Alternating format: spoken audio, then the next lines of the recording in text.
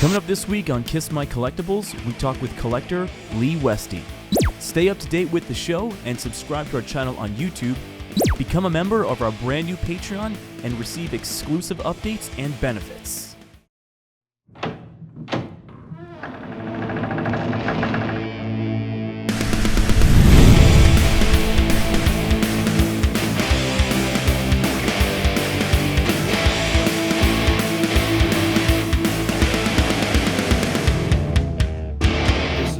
Kiss My Collectibles podcast, but you knew that.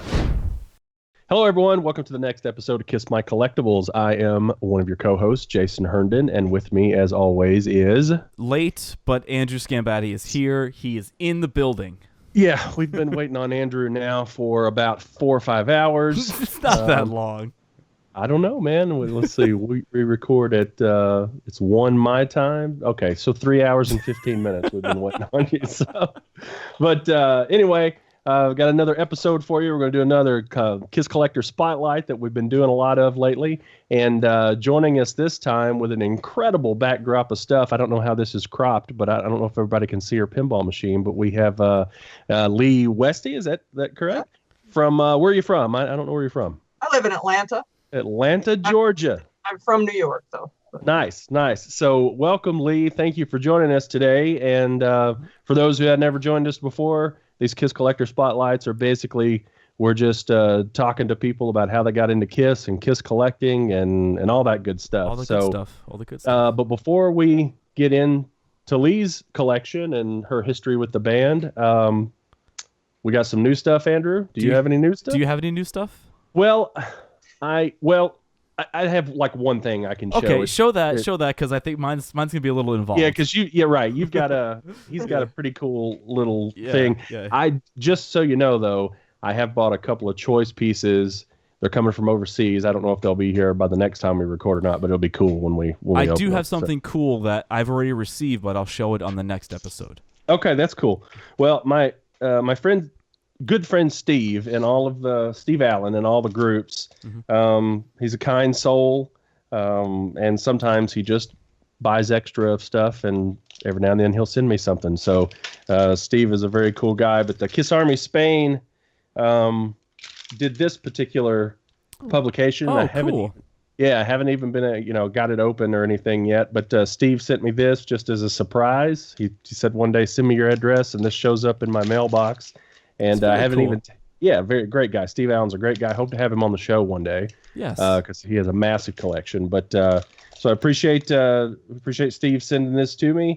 It's like I said, Kiss Army Spain did this, and I really don't even. Do you know much about this thing, Andrew? I don't. I saw it coming through, and like the only thing I have with those items is if I don't know if it's in English or not, I don't really want to buy it because there's a really great Bravo magazine that just came out, but it's not in English, so I didn't buy it.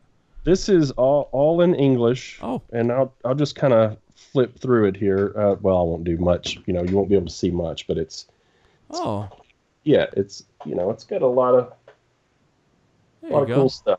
So anyway, but thank you, Steve, for still cool. Doing that. Very, very cool. It's great. But that's really all I've gotten. Like I said, probably over the last 2 or 3 days, I've won some really cool choice coin items that I can't wait to show on the show. So, all right. What do you got there? All right. So, collector and listener Sean Few said, "Hey, I watched your show. I have a bunch of extra stuff. I'm going to throw it in a box. I'm going to send it to you.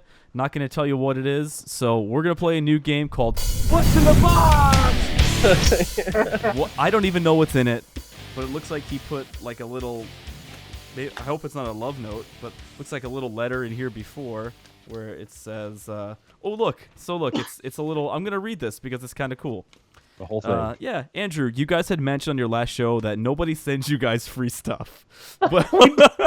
Well, it's time someone did. There's nothing of real significance in here, but you wouldn't pass up at a flea market if you were a Kiss fan. Hopefully you could find a good home for some of it. So basically, we'll split whatever's in here, Jason.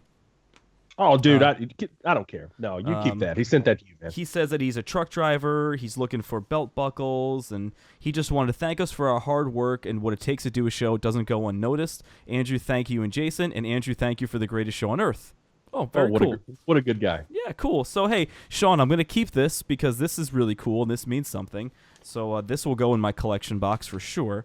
But let's get to the box. Let's see what's in here. Very nice of him. That's very nice of him. Yeah. He'll be the first guy that just, well, no, I guess Steve Allen, he sent that to me. He didn't send it to the show. So. Okay, all right. So let's take this out. All right. Oh, man, this is so cool. All right, so the very first thing is...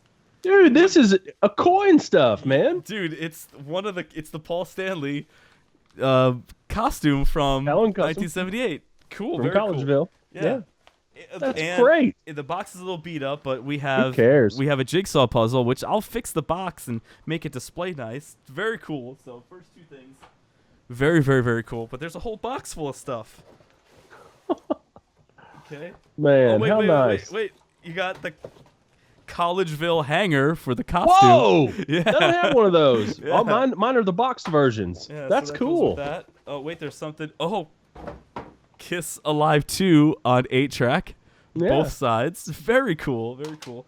All right, so then we Andrew's got this. vintage collection's growing day by day. We got this in here. It's in here. Whoa. Some paper goods. All right. Okay, what do we got? Okay, all right. Well, cool. Well, first thing, the Kiss Your Face makeup kit instruction manual. Excellent. Very cool. This looks like it's signed. Jesus Christ, Sean. Vintage Ace Frehley. Whoa. And it looks like that looks like a real signature. Wow. Super cool. Yeah, that's great. We got some 90s stuff, some Metal Edge, which is a very cool magazine. It looks like there's a rock and roll popular special. This looks like it's from 96 based on the imagery. And Strike magazine going over Monsters of Rock 94. Very cool. And then Zombie magazine looks like just another. It looks like a Spanish publication from the reunion tour. Never seen that. Very, very, very cool. The hanger and the puzzle is very cool. This is cool. Is this where the error the Peter Criss, is it in the instruction manual? I don't know if it's in the instructions. It's on the front of the box. Let's see where it says his last name instead of his first name. So opening up the Kiss makeup kit manual, you'll see the first advertisement for the wireless transmitter microphone, which John Hodges has told us about. The Kiss Your Face makeup kit refills, which I didn't know anything about those. Yeah, well, Refills. It's debatable if they exist or not. So, but then there's all of these to see. Let's see if Peter's name is spelled. Oh, it is spelled Peter Criss. Yeah. The cat. On the front of the box, the era that you're talking about, it says Gene, Paul, Chris, and Ace. Yeah. Okay. It's got some cool photos from 78. Hey, Sean, this is very cool. Thank you so much for all Very this nice stuff. of you, Sean. We appreciate that. Very, very nice. And, that was fun. yeah, that was cool. If anybody else wants to participate in something fun like that, be sure to send your your mystery boxes to us. And it was funny because I got it yesterday because, for those of you that don't know, I'm in Cleveland and there's been some bad weather, so it was delayed a couple days. And I got it, and my roommate was like, what if it's a box of shit? Yeah, right. Like actual shit? So, but I was shaking it around last night, and I guess I heard the puzzle when I was shaking it around. But, hey, very, very cool. Very, very cool. Thank you so much, Sean. And also thank you to the guy last week. Thank you to Marco and for sending me the Psycho Circus tour book. Mm-hmm. Yeah. So Is that all you got? That's all I got. That's it. That's all I got. I wanted to save the mystery opening for just that. Make it special. Well, but before we get into Leigh's story, why don't we go down check under. in? Yeah, let's go down under and check in with our friend Nicholas Buckland. Hey, today's installment from the Kiss Room is about towels. I don't have heaps to show you today because they actually only released 3 towels.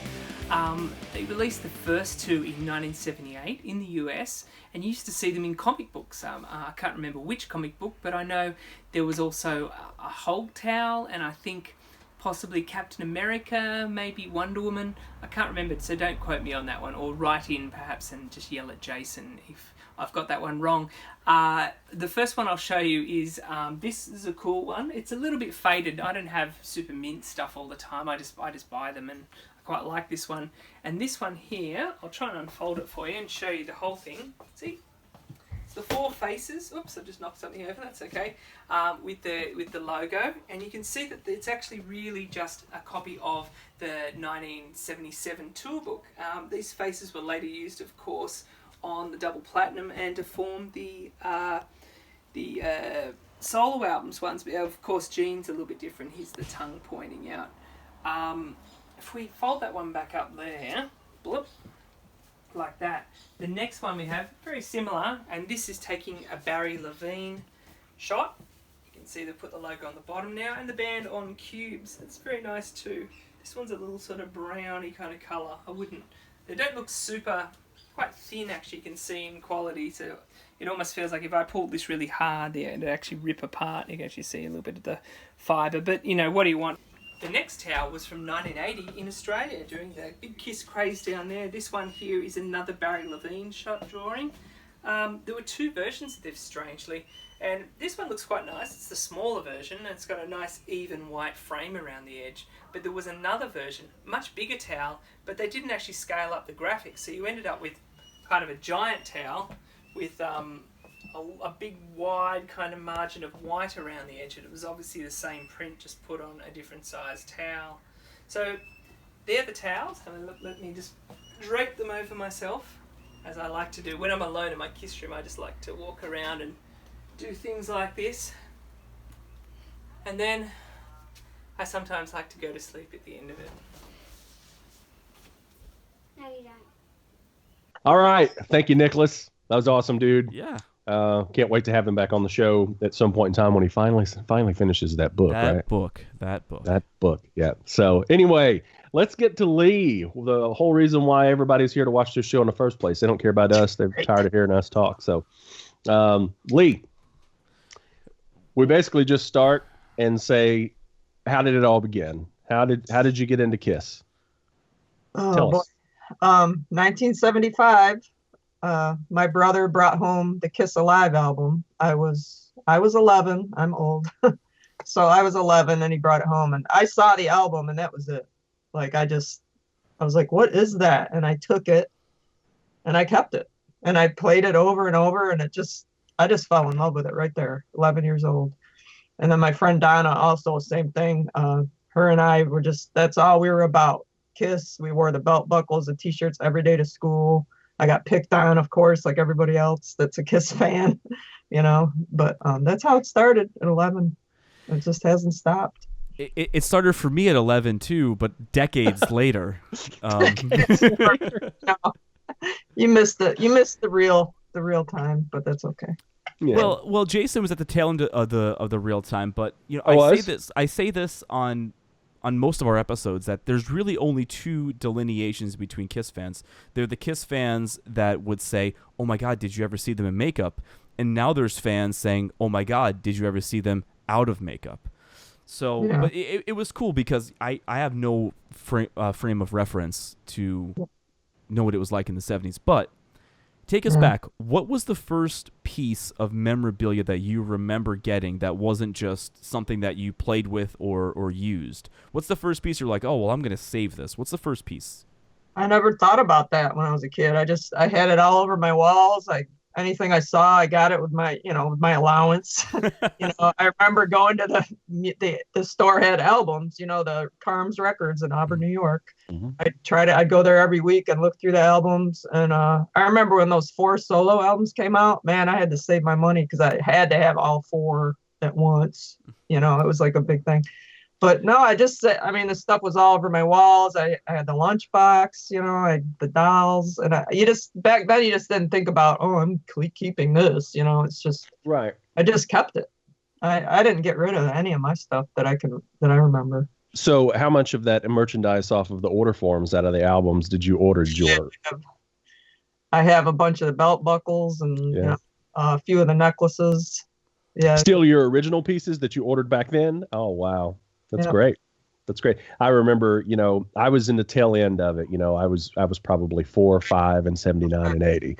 And I remember as I was getting records at 6 and 7 and 8 years old, they still had the inserts in them. And, 1982, my mom's sending in a check for something off the double platinum order form, and it gets returned back to you, you know. So how disappointing. But that's so cool, you know, because you talk to a lot of people who ordered that stuff back then, and they wore it and they used it.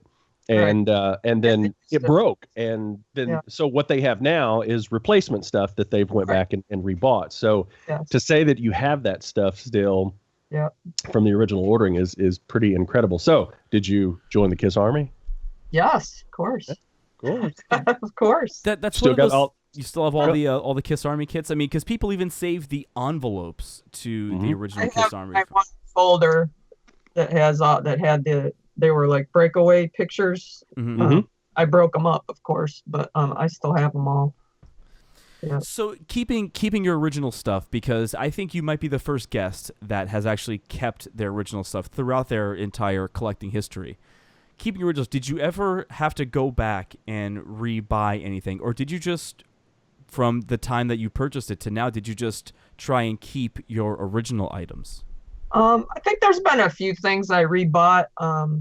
I had my 2 original belt buckles, but I did see some other ones that I wanted. I bought those, but no, I mostly have most of my original stuff, to be honest. But there's things I didn't have back then that I wanted, like that I bought at expos later. Sure. And then, of course, eBay. But, but a good portion of my stuff is from the 70s and 80s. It's incredible. It's incredible. So for our listeners just tuning in, this is Leigh. She was formerly known, or still known, at least she's still in my phone book, as the Goddess of Thunder. And you were featured on a great program in VH1 in the early 2000s, which aired right around the time the Farewell Tour was running down, called Fan Clubs. And 2000. it was you, 2000? And you and a couple others, and I think actually Ron might be on a future episode, because I do still talk to Ron here and there. Take me back to that time. How did VH1 get in touch with you, and how did that all take place?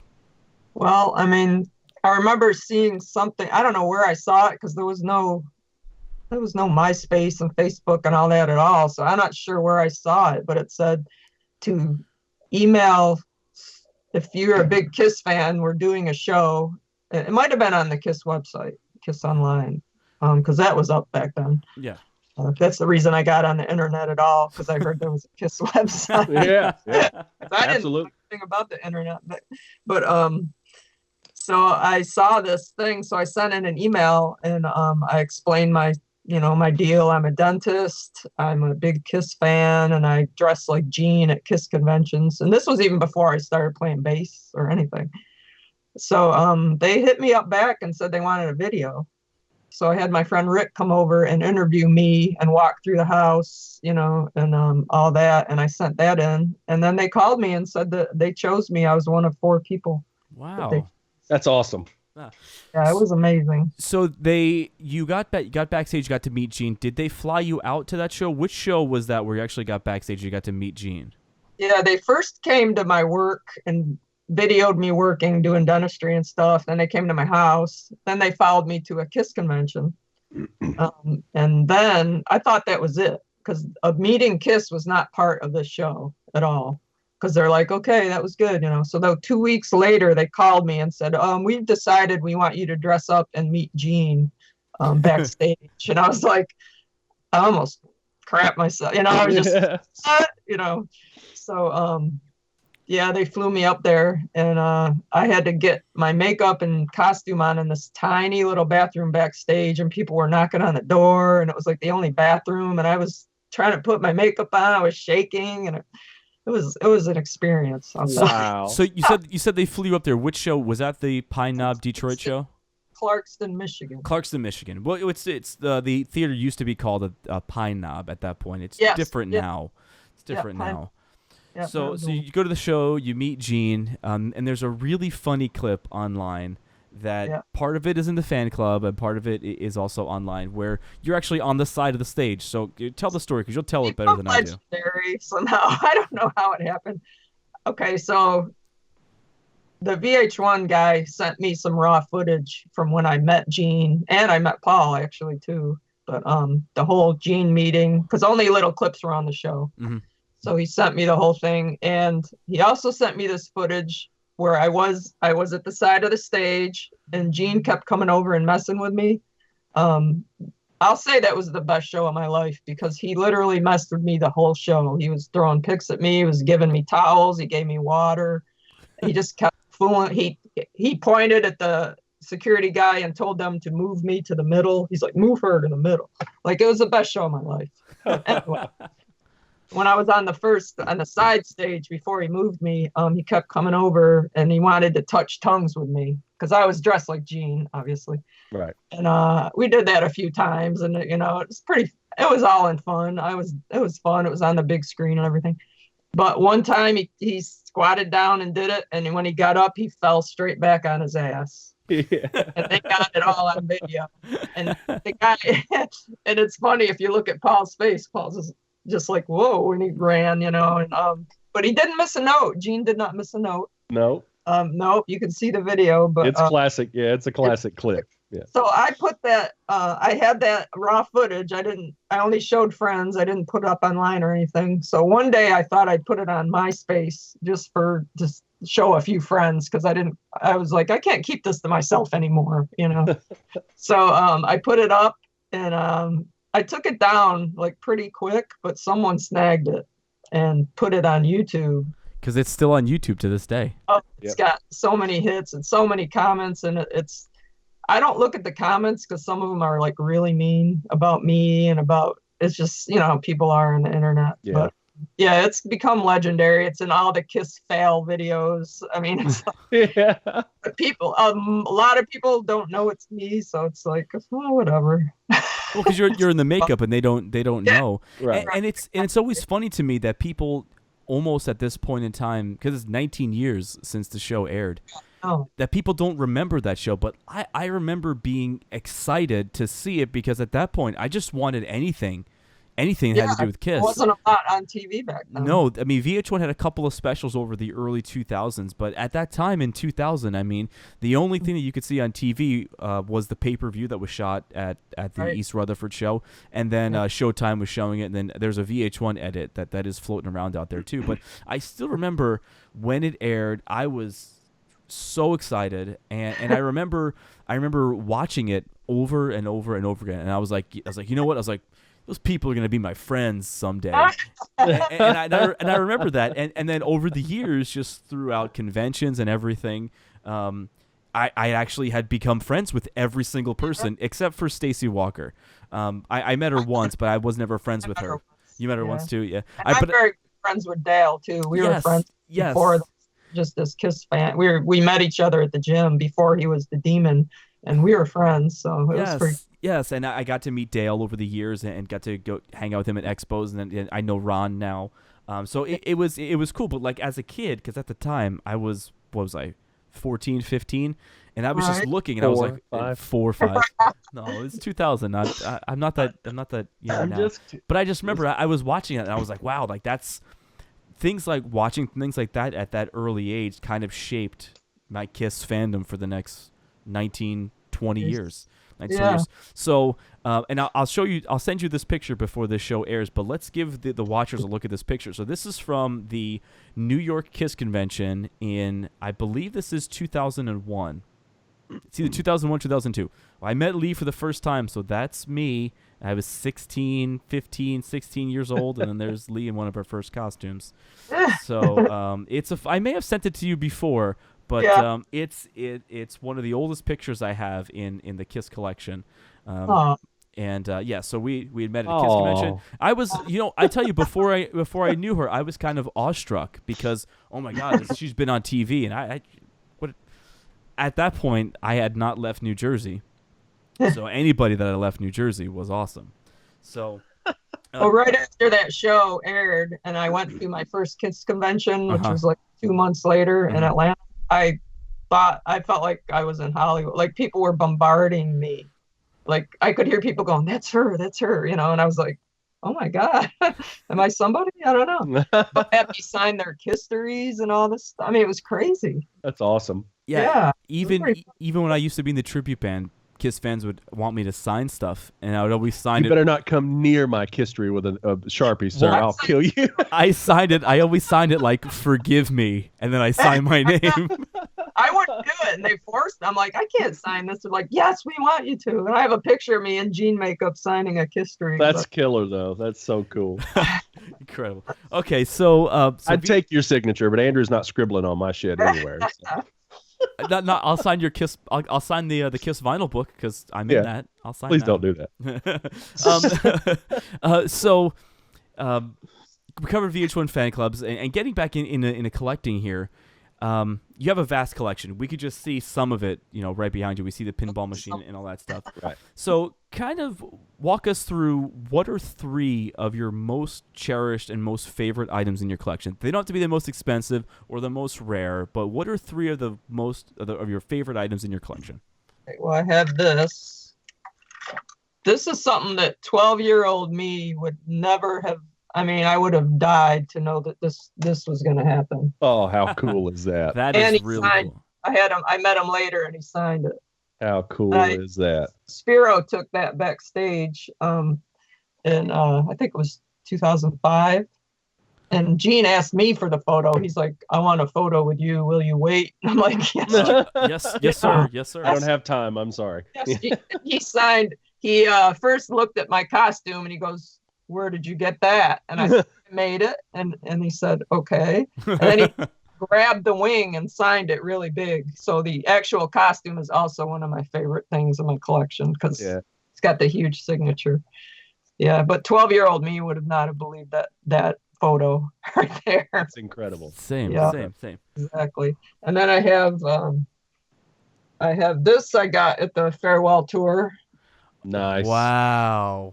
And I met Paul a few years later and brought it with me backstage in this bag. I mean, carried this thing around with me all the time. And you didn't have to pay a dime for it. Well, I got this in the farewell tour, and then I think it was 2003. I brought it backstage where they just started doing the meet and greets, and those were real meet and greets. Like you spent an hour with them and brought bags of shit in there, and they signed everything. They sat and talked with you. It wasn't just a photo. It was amazing. But I brought that in there, and I got it. That's awesome. So, I got this at a different show. Oh wow! Incredible! Nice. Incredible.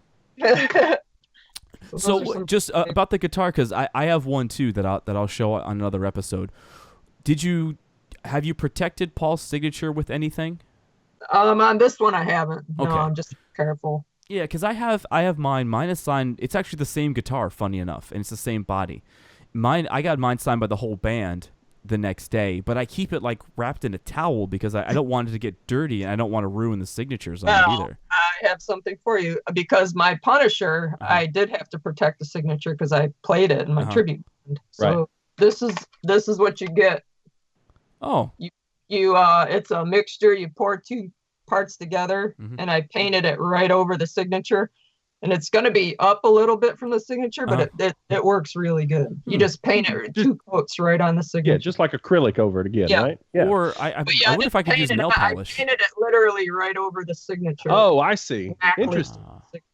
Yeah. Oh, okay. Worked really well because then I could, polish the base and it didn't, Okay. All right. That's awesome. So are those the only items that you brought to show of your favorite? I have this. I also got at one of the shows. Oh, wow. Nice. Got the little makeup on it and everything. Yeah. What show is that from? This was from one of the farewell shows. I went to 10 of them. I can't keep them straight. But I remember I saw that he did the blood and it's got the little glow in the dark thing here. And he threw it down and it was like upside down in front of the barrier. And I asked the security guy, I said, "Pick that up for me." He was like, "Gross. No, I'm not touching it." I said, "Please." Like I begged him for like 5 minutes and he finally picked it up just like this. He was like, "Oh," like that. And I took it and I was like, "Yes." Nice. And he just thought I was nuts. It was so much different back then, like 2000, 2001, 2000, all the way up to maybe 2006, where you were able to get close to the band. Like I did, the only meet and greet that I paid for was in 2004, and it was just like you said. They ushered you in for the pictures, and then they literally cleared the room, and only those paid guests were allowed in there, and you got to mingle with the band. They were in full makeup. Yep. Oh yeah. they were in full makeup, and you could. I mean, I didn't take advantage of it. I only brought one thing to get signed, but people just it was you were just talking with them, and talking with Gene and talking. It was so cool. It was so cool. It was so cool, man. Okay, so we've got items that you have.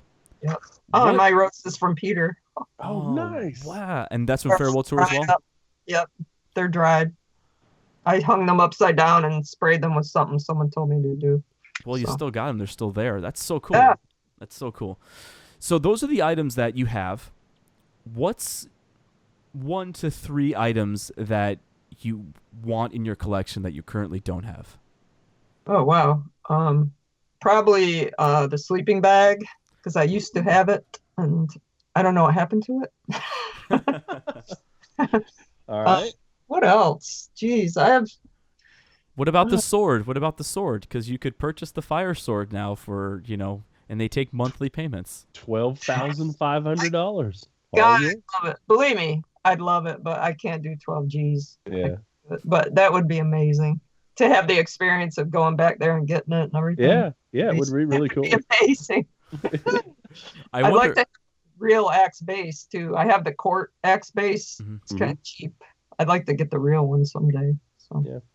Oh, the Spencer's one that they put out in the late 90s, early 2000s?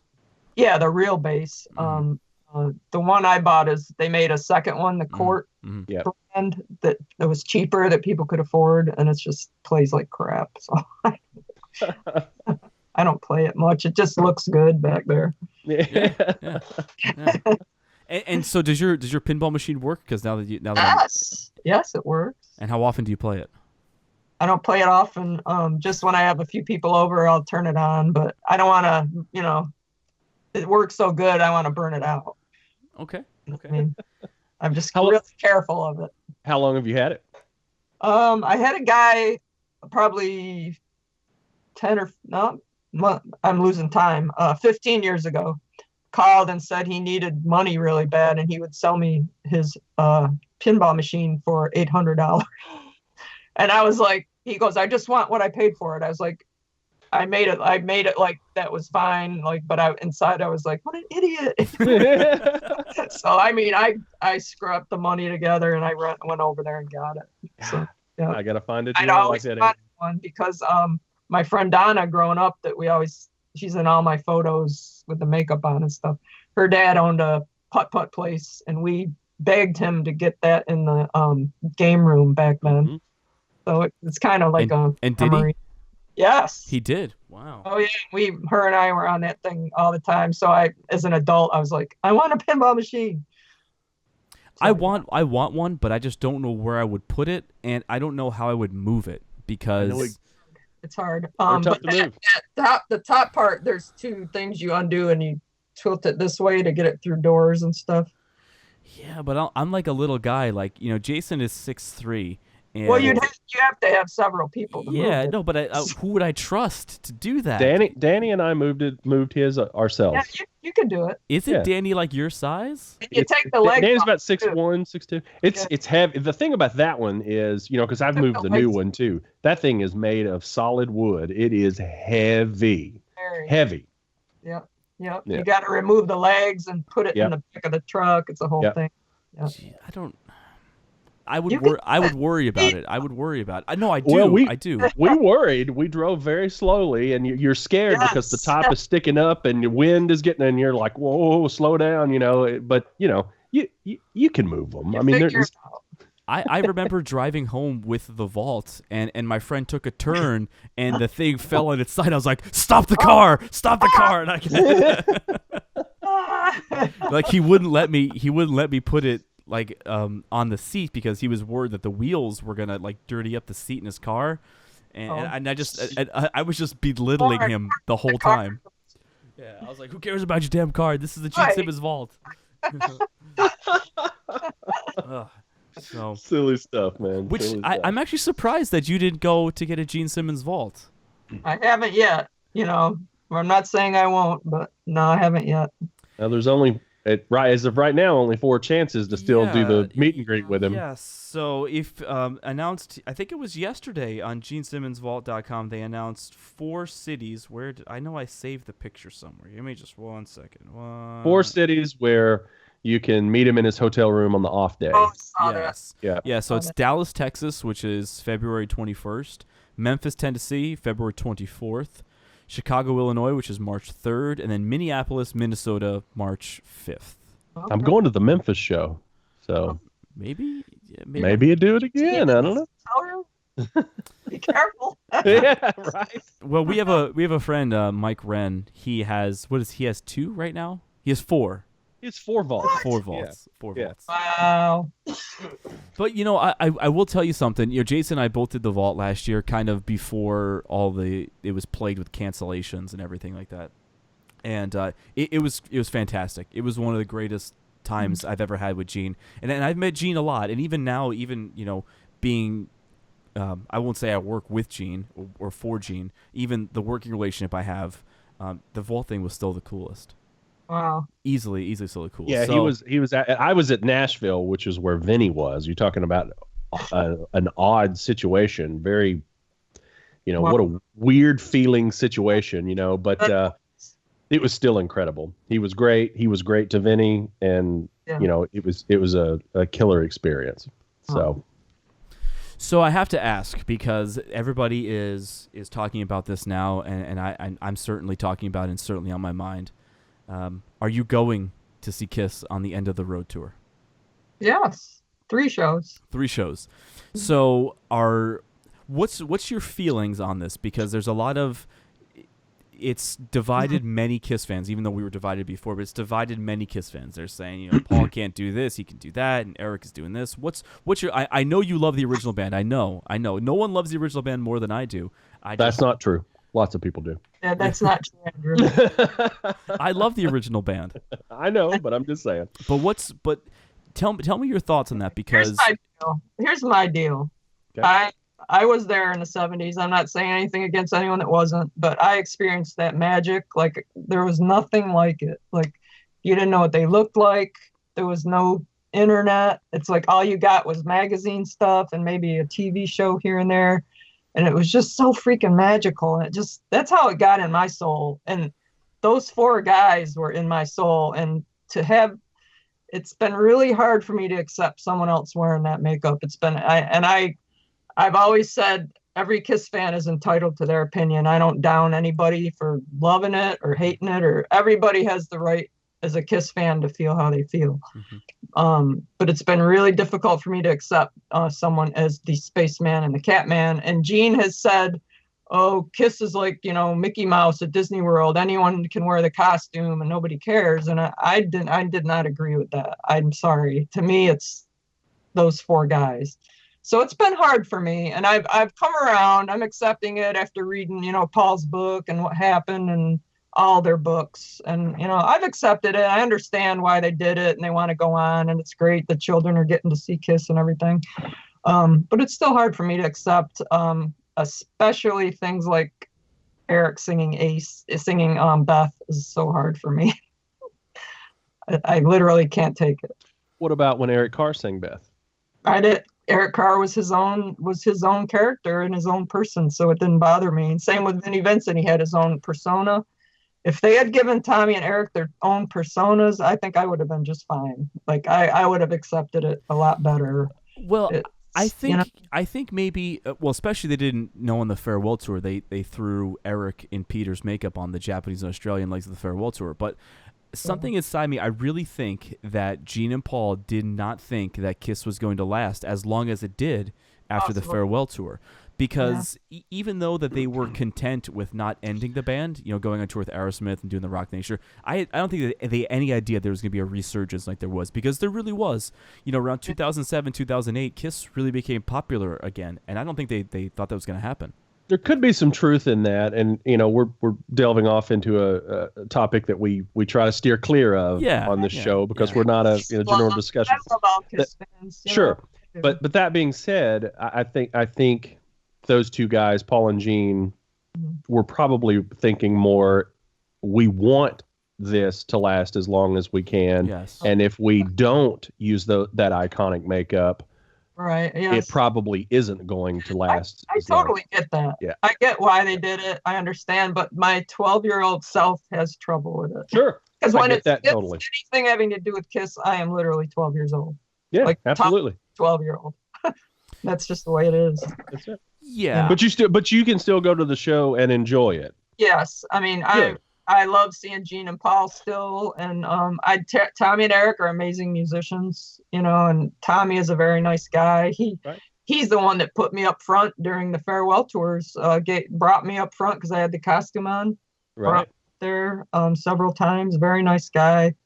It's not personal. You know Sure, what I mean? of course not. It's just hard for me. It's just been very hard. You could though, because to many of the fans who are on your side of the opinion, it is personal, and they do disparage both of those guys, and that's unfortunate because they're good guys, So nice guys. And anybody would do it too if exactly they offered me that gig.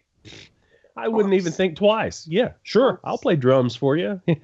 Put whatever makeup on me you want. I don't care, So what do you do? Yeah, there's all different opinions. Yeah, that's for sure. I just don't think that they thought it was going to last as long as it did. Right. And when people are always getting on Eric, and I think Eric's a fantastic drummer, fantastic person. But I mean, if they want to talk about anyone who broke the mold, I mean, Eddie Cannon's the one that wore that cat makeup first before anybody else. Let's remember that. Couldn't do it. I was at that show, Columbus, Georgia. Yeah, Columbus, Georgia. I remember me and my friend were watching. We were like, Peter looks really weird. Like his face is like distorted. And we were like, I don't know. Do you think so? And we were like talking back and forth. And then they finally announced that it wasn't Peter. And we were like, I knew it, I was at the next night in Nashville. Oh, okay. They played Nashville the very next night. Yeah. But then you wonder, because there wasn't. Can you imagine if that happened today? What the backlash that would have been on Facebook and Instagram and all that? Because you had an instant out of people going, "Oh my God, I'm seeing Kiss, and there's somebody else in Peter's makeup." Or can you imagine if that was today and people had this outlet that they have now? I mean, they would have gotten crucified. They're crucified daily, no matter what they do. Yeah. Yes. Anyway, it doesn't matter. Yes. Well, what do you do? Well, I've been watching clips of the End of the Road show, and I think it's one of the best shows that they've done in the last 30 years, maybe. I think they're at that top tier where your U2s and Bon Jovis are, where they're taking the big show finally, and I think it's really cool. I really do. I've watched clips from both Vancouver and Portland. I did notice a difference though, and this is I want to say this now because people will say that I didn't say it before. But anyway, I noticed that while watching Detroit from both nights, I noticed that Detroit and Vancouver, they had these I guess fireworks shooting out into the audience during the intro of Detroit. They didn't do that in Portland. Wow. So, but that's I'm insane. I'm insane. So either they killed someone in Vancouver, or accident. Or maybe I wonder if the Portland venue was a little smaller, or if they saw it in Vancouver and went, "Whoa, we probably that's not safe." Well, I saw it. I go, "Whoa!" I was like, "Dude, hit me anytime you want with that. I won't sue." I'll have to say, the pyro is something that we haven't seen, incredible. As far as magnitude. It's incredible. It's incredible. It's incredible. Yeah, I mean, they blow it all out they blow a ton of it out in the first song, at the end of Detroit Rock City. I mean, it's amazing what it looks like behind them. I can't wait. It's like 28 or 29 days till I see them. I would have liked to seen some more of the old stages brought back in, just because I'm a memorabilia type person. Like, it'd be cool to have brought some old, like the Destroyer stage. I mean, I'm glad they brought the Serpent back and everything. Mm-hmm. I kind of like Iron Maiden brought the old Seventh Son stage back. Yeah, that was a great tour. I thought it was freaking amazing. I just thought if Kiss had brought like an older, I don't know. That's just me. I was kind of hoping that there was going to be a Kiss logo there. Like, I know that they're big on putting it on the screens now, but I kind of wanted just one old school logo just to be there. Yeah, there's too many screens. I don't like too many screens personally. That's just me. Yeah, Well, the whole damn thing is nothing but a ton of screens. Those octagon things are screens. The so cool. army banner thing is a screen. It's crazy. It's a lot of screens. So. And they didn't have the army banner in Portland either. They had the army banners, but they didn't have the army banner screens. They didn't have those in Portland. It's small. See, must be a smaller venue. See, I noticed these things where it's a sickness. It's a sickness, and I'm begging for rehab. I'm begging for it, and because it's just. Friend.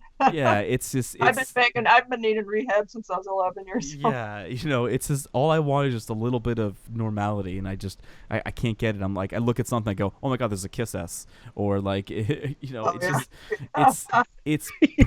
permeated into so many things in my life. I'll be just like reading a newspaper or a book, and I'll be like, oh, there's Gene Simmons, and it always happens. I can't. Funny you say that. I was just upstairs in the bathroom getting ready, doing my hair and all that stuff, and I was getting ready to wash my hands, and my wife on her side of the sink has this soap called like Mild Berry Kiss, and I was like, well, that belongs on my side, doesn't it? I have a little soap that says kiss, like the word kiss my soap. There you go. Doesn't matter what it is. Well, they had the fragrances a couple years back, which I mean, I personally really like them. They're expired now, but I dug them. So on the merchandise front, yes. Back to the merchandise, because we got collectibles. We got way off this, and sorry, I'm crunching on a cough drop, but I've had the flu for a week, and my whole family has the flu. They were just diagnosed with flu A on Friday. So flu A. It's been bad. So. But you kind of said something that alluded to it before we started recording. I take it you don't collect or purchase any merchandise that's new, right? You're pretty much a vintage kind of person. Nothing wrong with that. There's all kinds. I mean, Nicholas Buckland, he's a vintage only guy. I like vintage. Yes, but if you like vintage, you really need a vintage style Gene Simmons money bag soda. I do need that. I don't have those yet. I do have the Kiss Cola though. I got the cola. Listen, this Jason hates me for talking about this because I love the Gene Simmons money bag soda. So I'll send you some. Because I have so much of it. I have so much. Send it to me. I'll send you some. It's my favorite, and the ginger ale is incredible. He's the official Gene Simmons money bag bitch boy. So. That is very true. That is 100%. Did Andrew tell you that we played in a band together? Oh yeah. No, he didn't. Okay. Well, let's hear that story. Okay, so here I'll set it up. Then you could kick off. Fair enough. It's fun. Now you gotta admit it. No, that was a fun day. So I used to work at the Kiss Coffeehouse. I've mentioned it before. I was the only true Kiss fan that ever worked there. So it had come time to plan the second anniversary party, and Tommy Thayer was going to be the guest. And at the time, I was in a country band. I wasn't playing Kiss music at the time, so I was like, I'll put a band together, and we can play. Unbeknownst to me, the owner had already promised the gig to another band, and they were like, "Why don't we just have two bands play?" And I was like, "All right, I guess we could do that." So I had the hard task of putting a band together. Sight unseen. So I had known Leigh for many, many years at this point. So I just said, I was like, hey, I probably messaged her on MySpace. I was like, hey, would you want to do this? And we would basically rehearse a little bit the day before, an acoustic rehearsal, and then we would do the show together. Now, we get to the show, and unfortunately, the two bands did not see eye to eye. And there was a lot of, and I'm not going to mention the band name because I'm not going to give them the free press, but the two bands did not get along. So, but we did the show. We did the show together. I mean, Leigh did everything. She blew the fire off. She played great, sang great, and we got to hang out with Leigh's favorite person, Tommy Thayer. And very nice. But it was very cool. And then I just remember that it was only supposed to be a one-show band, and some of the members of the band wanted to continue on, which I didn't fault them for that, but hey. So we did. We took the stage together one time, and there's probably pictures. The band was called Kissin' Time, and we went on stage, and it was Leigh, myself, a guy by the name of Randy, who played Ace, and then a guy by the name of Steve, who played Paul Stanley. Yeah. It was a great show. And then the next year we did it again, but you didn't play drums. Correct. To play the Kiss Coffeehouse twice. I did forget about that. that. I did forget about that because they kept the band going, and one of Leigh's friends who was local in Atlanta ended up doing the show for me because at that point I'd already moved away and I was living here in Cleveland at that point. So they did it again, and they did a great job again. You know, I remember it rained that day, and it also rained for us as well. Yeah. But it was Right, so fun. Those anniversary parties were a blast. I went to every one of them. The very first one when Gene and Paul were there is when I have my 4 Kiss Alive 2 posters from my childhood. You know what those ones look like? Of course we do. I had a goal of getting all of those signed. So Gene and Paul signed those that day. And then I got Ace and Peter later because Ace, was there once too. And I brought it and he signed it there. Yeah, So- I'll sign this for you. Okay. Yeah, that's funny because when he was at the coffee house after he signed my poster, I walked out and his goon came after me and was like, "Oh, excuse me, who are you here with?" And I said, "I'm here with some friends." And he's like, "Well, Ace was wondering who you were here with." And I'm like, "What?" He said, "Well, Ace likes tall women or something." And I'm like, so I politely declined because again, Kiss is not about that for me, like hooking up. I'm 12 years old. Like people don't believe me. It's like a child. Right. So I was like, "Oh no, I'm good." Just wanted to be my hero Ace and not hang out with him in the hotel. I was flattered, but it was kind of strange. Interesting. Excuse me, Ace would like to know who you're here with. Yeah, he did. He ran after me. Ace was wondering. It's great. That's a great story. That's great. Story. No, she's right though. Those anniversary parties were awesome. I mean, there was a giant attendance for the one where Gene and Paul were at. Oh my God, it's huge. And then Ace was there the first anniversary. Tommy was there the next year, and then Eric was there. And then unfortunately, not long after that, the coffee house ended up closing.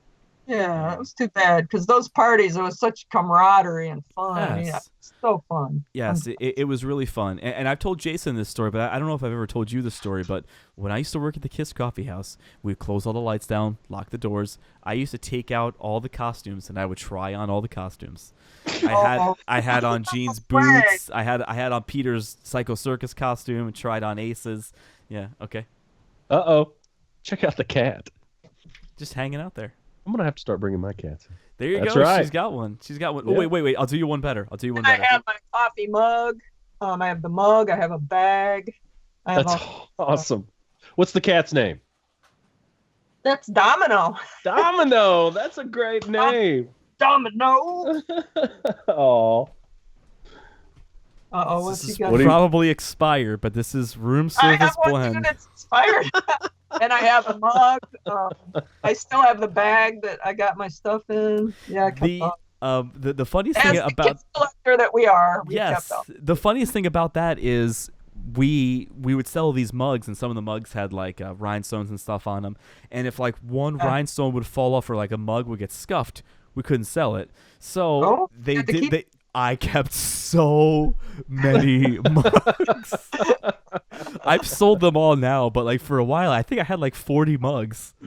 It was something that it was insane. Where that was just all the cups in my house were just mugs from the Kiss Coffee House. So it was, if I could, I would love to go back, and I would love to live those 2 years again, where I was living down there and working there because, it was a blast because fans would make pilgrimages to the coffee house from all over the world. I mean, I met people that I had met in Japan. When I was there in Japan, they had come to the coffee house. They didn't come there to see me. They just came to see the coffee house, and we just ended up, talking there. But I would meet so many fans. I would paint faces. I would just listen to Kiss music all day and get paid for it. And it was awesome. And not a bad gig. No, I was really young at the time too. I was like 20, 22, 23. So I didn't appreciate it like I would now. I mean, I have a great job now. I mean, I still listen to Kiss all day while I'm working, when I'm not getting yelled at. But but it's. I wanted that big boot though. The big boots that were outside of the coffee house. I think they got destroyed because they were. Because what would happen? That dragon boot so fierce. What would happen is people where the Kiss Coffee House was located on the corner of Celebrity Square. Jason, you ever been to Myrtle Beach before? I've never been to Myrtle Beach. Okay, no. so it was on the corner of Celebrity Square, and then in this square shape was all of these bars, like dueling piano bars, all these different bars. So when the shopping plaza and everything would close at Broadway the Beach, Celebrity Square was still open. So since the coffee house was on the corner, all the drunk people would like meander out. So what they would do is like people would punch holes in the boot, and they would destroy the boots. So we had to repair the boots so many times. Then we built a guardrail around the boot, and I was like, you guys are idiots. You just basically built a ladder to get on top of the boot. And that's what it was. People would climb on there to take pictures, and it was, even if those were sold to somebody, they're falling apart by now because I watched them repair it so many times. So many times. They were cool. Yeah, they were. I mean, there were so many cool things in there. Different awards, different pieces of costumes.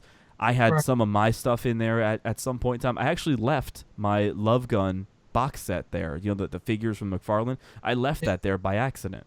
Ah. Yeah, it was, and now I could go rebuy it for $200. So right, I got mine right over there next to the Motley Crue set. And and I have that one as well. But it was just it was one of those things that I should have never left there. But anyway, it was great times at the Kiss Coffee House. If you went there, it was awesome. I guess now we get our thrill going to the Monster Mini Golf Course out in Las Vegas, which is awesome. I need to open something in Nashville. Maybe they'll open a Rock and Brews. It seems like a no-brainer to me. I mean, Nashville it's the happening place. Yeah. Is it? But I don't understand why. I ate there at Rock and Brews 2-3 years ago. The flagship one in Los Angeles when I was out there, and the food was actually incredibly good. Like I was surprised. I thought it was gonna be like Applebee's food, but it wasn't. It was like I was like, wow, you guys actually did something good. Prepare the food.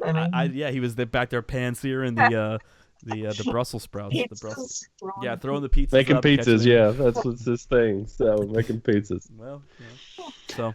Yeah. All right, so. Do we have you got any closing thoughts or things you want to cover that we didn't ask about? I want you to yell at the Kiss fans. and tell them to stop fighting and just enjoy this. Not going to stop fighting. No. They're very opinionated, and they all have their own right to their own opinion. That's right. I wish we could all get along, but at this point, it's just, we're just going to have to do our best. Well, I mean, this isn't going to be around for much longer. I know. We're just, I mean, is the conventions going to be a thing again where it was like that in the early, is it going to be like that again because you won't be able to go see Kiss? Conventions are so different now too, because back when I used to go before eBay and all that, that's where you went to get your stuff. And it was right. Well, like, oh my God, I can't believe they have. Now eBay basically ruined the conventions. Destroyed the conventions. Yeah, because that was like so thrilling to go to those and see all the stuff. Yeah, that was the reason I went. I have a ton of bootleg VHS before Gene's lawyers came to that expo. I was at that expo. Yeah. Yes, in Charlotte, North Carolina. Yeah, they tried to take my bag of VHS, and I ran upstairs with it. Oh, this is mine. Yeah, no, I was like, no. They're like, let me look in your bag. Like literally like people in suits. And I said, no, and I ran upstairs. Oh my God. But I have a crap load of VHS, man, that are probably pretty killer. I need to get them transferred. Well, send them on over, and I'll transfer them I'll for probably you. never see them again. That's not true. Ask Ron, because I did transfer a tape for Ron, and I sent it back to him. It's all good. I know you would. Yeah, it's all good. Or you can come and find me, and come find where I live. But yeah. So listen, Leigh, thanks so much for sitting down. That you're the first woman to ever be on this show, and probably the last.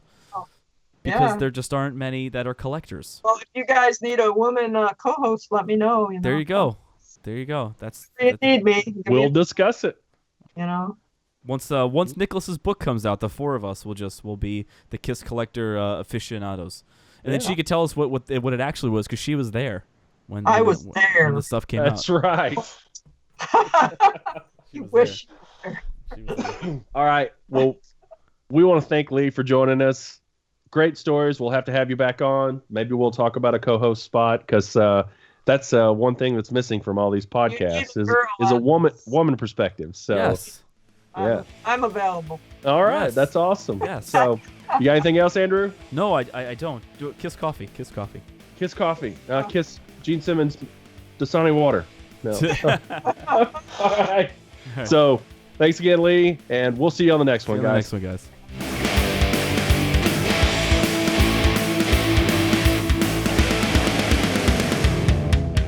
What's in the fucking box? What are you doing? Just checking to make sure there's nothing else in the puzzle box. Okay.